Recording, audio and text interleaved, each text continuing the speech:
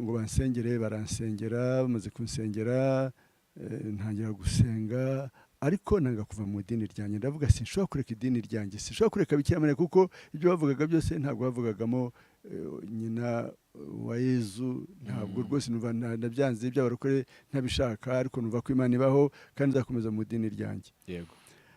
Bagenda banyereka ibyanditswe, mfata Bibiliya nkajya nsoma, noneho igihe kimwe ndavuga ibi bintu ko ntabyumva, reka nsenge. Bakambwira ko habaho no kwiriza ubusa. Nafashe amasaha 24. Nibo bwari ubwa mbere kugira ngo niyime ibyo kurya kandi bihari. Yego. Ndasenga ndavuga Mana, ndagira ngo ugire ikintu umbwira. None aba bantu ibyo bambwiye muri Bibiliya nsanga binyuranije n'ibyo nize. Nagiye kubaza umuntu w'umukatolika ukoranaga na padiri, mubaza ibibazo byo muri Bibiliya, cyane cyane hari ahantu inama waje mubaza ngese ko bavuga ko Bikira Mariya atabyaye abandi bana, ahangaha kuki bavuga ko yabyaye abandi bana. Arahasoma ndahamwereka muri Bibiliya ye, aho yati simbizi. Ndavuga none baba batubeshye, baratubeshyaga. Noneho ndaza ndavuga ngo ngiye gusoma Bibiliya gusa, ariko Bikira Mariya sinzamureka.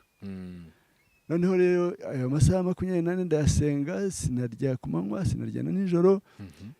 Nijoro ndarota.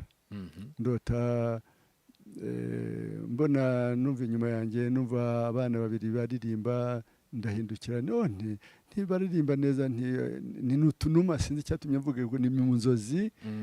Hanyuma noneho ngiye kureba mbona buhindutse ubuskoreti. Noneho ntimuragatsindwa na Bikira Mariya. Mfata agasakapurari, nafite agasakapurari nagiraga, ntimuragatsindwa na Bikira Mariya. Bonyereka mubwira ngo uragira ngo turamutinya, ntimuragatsindwa na Yezu. Nari mfite agasaraba kumereka. Noneho kamwe kagenda kajya mu kandi, kikubita hasi, karayenga karashira. Numva ijwi ryavuze ngo ni mu nzozi, ngo urumva ko nta handi hari ubutwari n'ubushobozi kereka mu izina rya Yesu. Ari mu nzozi. Mu nzozi. Yego. Ariko numva ni ibintu reyere, numva ni ibintu numvise koko bivuye ku Mana. Yego, yego, yego. Mbyutse ndapfukama ndasenga, ndavuga ngo Mana, ndabimenye koko, kuko ibya barokore bajyaga bambwira kuko imbaraga koko ziri muri Yesu. Yego. Kuko ariko byanditse, bagenda bambwira mbese ibyanditswe byose, bambwira yuko Yesu yavuze ko ari we nzira n'ubugingo, ntawe ujya kwa Data atari wanyuzeho. Icyo tuzasaba cyose mu izina rya Yesu ko Imana izakiduha. Nkasanga ahantu, nta hantu na hamwe muri Bibiliya havuga ko twasaba undi muntu mutagatifu Bikira Mariya cyangwa iki. Ndavuga ngo rero Mana, rwose nubwo byumvise gutyo, gusaba Bikira Mariya ndabyihoreye, ariko Mana rwose mu mutima wanjye numva andimo. Ariko noneho ntangira rwose gushaka Imana cyane. Ariko nsomye ka gatabo ndavuga ngo Mana, uyu muntu niba ariho, Theodore Osborne niba ariho, ndagusaba kugira ngo nzamubone niba bishoboka, ko ushobora byose. Hashize imyaka 4 aza kuza mu mujyi wa Kampala, nabaga ahandi hantu hatari hafi yaho, akongera impamvu yanjyanyeyo ansangayo, aribyo banshyira no muri komite yo kujya gutanga ibipapuro ku posters, kubimanika ahantu no kumuberayizinga abantu. Noneho igihe kigeze, tangira crusade, ngira umugisha banshyira kuri podium, abariho nicarana n'abashinwa, umushinwa ambassador w'Ubushinwa muri Uganda, tucanwa kuko ahicaraga abantu b'icyubahiro.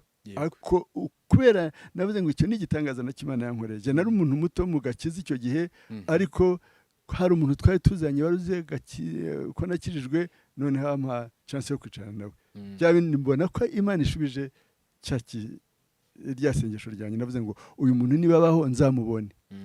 Noneho Osborne avuga ubutumwa, ageze aho asengera abantu barakira indwara mbireba, uri kubyire mbireba. Ariko urumva navugaga abantu bajyaga bavuga ngo bamwe barabyigirisha, abandi ibintu nk'ibyo, ariko nkabona atari byo kwigirisha.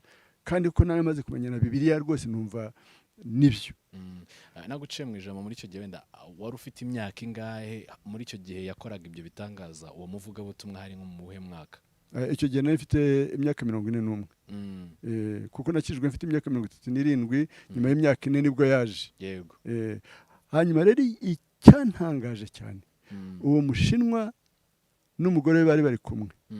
Umugore we yarahagurutse ari excited, aragenda afata ikirema cyari kirimo akagenda akigisha kugenda, kuko iyo umuntu yagendaga yikurura hasi yarahagurukaga nyine agatangira kwiga kugenda kuko yari atabimenyereye. Noneho kirakira rwose arakibona, noneho araza aricara aganira n'umugabo we, noneho aza kumubaza ntese niki, avuga ati rero twebwe turabahakana Imana, bire ntabwo tubyemera. Naje n'umugabo wanjye kugira ngo tuvuguruze abantu ibintu bagenda babeshya. Kiriya kirema ni twebwe twakizanye imodoka, tugishyira mu modoka ngo noneho tukijyane hanyuma tubone ko gikira. Yego. Abibonye rero biramutangaza, noneho bamuha n'umwanya atanga ubuhamya. Atanze ubuhamya anasaba ngo Osborne azaje iwabo Shanghai, amwemera ko azajyayo umwaka ukurikira ngo twari turimo byari 75 oya 85. Yego. Byari 85. Yego. Noneho bituma ngira imbaraga cyane zo gushaka Imana rwose. Ndavuga ngo mbonye Imana ngize umugisha, nshaka Imana cyane, ndasenga cyane, negera Imana cyane. Ubwo rero kugira ngo mbabwire ubuhamya nyine bwo igifasha gufasha umuntu kuguma mu gakiza no kugira ngo nibyo uciyemo byose ariko ubona Imana, nuko muri uko gusenga kwanjye nakomeje gushaka Imana. Ibyo mbajije Imana ikabimishurira mu buryo bwose, ngira ngo ku bantu bazi gusenga bazi uko bigenda, abatazi gusenga nabo bazagerageze gusenga, Imana izajya ivugana nabo. Gusenga nicyo kintu cyonyine gituma ushobora kumenya Imana. Kugira ngo umenye Imana no kwegera no kugira ngo igushoboze ni ugusenga no gusoma ijambo ry'Imana. Imana irari gusobanura ukumva ribaye ubuzima muri wowe. Nakomeje gusenga rero, hanyuma kugira ikibazo nakoraga mfite amafaranga, nkora mfite umushahara ameze neza, ariko mu gihe cyo gukizwa ibintu bigenda bishira ndanza no gukena. Yego. Muri uko gukena rero utarebye neza niho uvira mu gakiza. Noneho njambwira abantu ngo mu gakiza Imana niyo yandeze, ntabwo ari abashumba bandeze, kuko ahantu bigishaga bakundaga kwigisha ikintu cyitwa prosperity, ubutunzi, uko Imana itunze ibintu byose n'iki byose. Je nkabona ndaho ndagenda inyuma, ariko nkasenga kugira ngo numenye impamvu. None ngeze mfata igihe cyo gusenga, mfata igihe kirekire cyo gusenga, ndavuga ngo ndashaka kugira ngo menye Imana, je ko ntabibona niba ndi umwana w'Imana kandi byose, kuko no muri logique y'umuntu. None se wabura umwana w'umuntu ukomeye ukicwa n'inzara kandi ibintu bihari. Ariko muri icyo gihe Imana yaje kunsubiza, inyereka yuko kuko nari nkeneye ubutunzi. Imana iza kunyereka ko ubutunzi ntabwo ari umugisha cyangwa umuvumo, ahubwo n'uburyo ugomba kubijera, kugira ngo noneho numva ndanyuzwe, nyurwa n'ibyo mfite. Imana inyereka yuko ikibazo abantu bagira ni ukutanyurwa, kuko ku isi abantu bose ni abakene, abakene mu bitekerezo. Kumva yifuza kiriya afite bimwe ariko ntawugira byose. Noneho ndakomera rwose, numva nta kibazo nkigira, ndakomeza nyine muri ubwo buzima. Mbona Imana igenda inkora ibitangaza byinshi cyane. Ikintu cyafashije rero mu buzima bwo kubaho mu buryo bwa gikristo ni ugusenga no gusoma ijambo ry'Imana. Warisoma waba utabyumva ukabaza Imana, Imana ikagusobanurira. Nicyo cyatumye nshobora kubaho. Nagiye mbona ibitangaza byinshi, najyaga ndwara nkabona Imana irankijije mu buryo bw'igitangaza. Hanyuma rero hari ukuntu ndashaka kugira ngo mvuge akantu gafasha abantu kumva ijwi ry'Imana. Jewe ntabwo nakundaga kuba naba umupasitori. Narabyangaga rwose mu bintu nangaga muri jewe, nubaga ntaba umupasitori, kwica ahantu, nubaga nifuza kwibera umuvugabutumwa, nkajya kuvuga ubutumwa hirya no hino. Hanyuma noneho igihe kimwe nza kurwara. Ndwara malaria, ngira ngo igikatu rwose. Numvaga mfite umuriro, ntengurwa, mbura amafaranga, mbura uwamvuza. Noneho igihe kimwe ndasenga, ndavuga Mana, nzi ko ushobora byose, nabonye ukiza abantu, nanjye ndasaba kugira ngo unkize. Ariko bakaba baratwigishije yuko iyo usenze icyerekana kwiza no kubishyira mu bikorwa. noneho mu gitondo ndahaguruka njya ahantu mu mujyi hari urugendo rwa birometero 3 ndagenda mvuga ngo nakize nuko mu mubiri wanjye nubwo ntabyumva neza ariko nakize Imana yankijije kuko ndabishyira mu bikorwa ndagenda ariko nagarutse numva napfuye neza nageze mu rugo meze nabi ndaza ndavuga ngo Mana kuva ubu ntabwo ndi bukubwira ijambo na rimwe ngo ndagusenga kuko jewe nasenze nakoze buri kintu cyose nabishyize mu buryo bwo kwizera ariko nta cyabaye kandi meze nabi ndaceceka ndavuga ngo nta kintu ndibuze kongera kubwira Imana ako kanya rero Imana irangenderera Imana iza kunyereka muri icyo gihe nari ndwaye haje umuntu wari umushumba wanjye ndamubwira ukuntu umeze ko yampa amafaranga nkajya kwivuza arampakanira kandi nzi ko yafite hanyuma Imana iza kunyereka umuntu mu rusengero aho twasengeraga wigeze kuza azatanga ubuhamya ngo nta muntu wamubwije ubutumwa ko yumvise abantu basenga aza kwihana no gukizwa baramusengera arihana arakizwa hashize iminsi icyumweru kigeze ntiyaboneka uwo muntu cya kabiri none Imana iranyereka ngo abantu bita abashumba atari bo kubera impamvu runaka ashakamo hari inyungu se cyangwa amara kumva ko afite ijambo ry'Imana muri we akumva yashinga urusengero cyangwa se Imana yamuhaye ubuhanuzi akumva yashinga urusengero kugira ngo abone abantu ariko abantu benshi akumva ko kujya hariya agahagarara ku pulpiti akavuga ubutumwa abantu bakanezerwa bakavuga za Haleluya ko aricyo kigera umuntu umupasitori Imana irambwira ngo rero bariya ntabwo ari abapasitori abapasitori inshingano zabo ni ukumenya intama baragira urebe ukuntu wari urwaye hanyuma ntihagire ugira icyo gukorera kandi arizo nshingano z'umupasitori umupasitori akwiye kumenya umurwayi niba arwaye akamuha icyo akeneye kugira ngo ashobore gukira